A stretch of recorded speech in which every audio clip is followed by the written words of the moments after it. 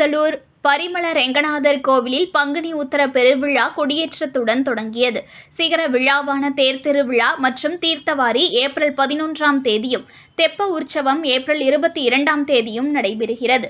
பஞ்ச அரங்க தலங்களில் ஒன்றானதும் 108 வைணவ திவ்ய தேசங்களில் 22வது தலமுமான மயிலாடுதுறை திரு இந்தளூர் பரிமள ரெங்கநாதர் கோவிலில் பங்குனி உத்தர பெருந்திருவிழா கொடியேற்றத்துடன் தொடங்கியது.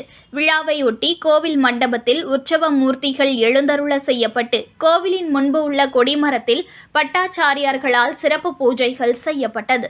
தொடர்ந்து கொடிமரத்தில் கருட கொடி ஏற்றப்பட்டு மகா தீபாராதனை காட்டப்பட்டது. இதில் கோவில் செயல் அலுவலர் ரம்யா மற்றும் பக்தர்கள் கலந்து கொண்டனர். 10 நாள் உற்சவத்தில் தினசரி சுவாமி வீதி உலா நடைபெற உள்ளது. சிகர விழாவான திருத்தேர் விழா மற்றும் தீர்த்தவாரி உற்சவம் ஆகியன 9ஆம் திருநாளான ஏப்ரல் 11ஆம் தேதி நடைபெற உள்ளது.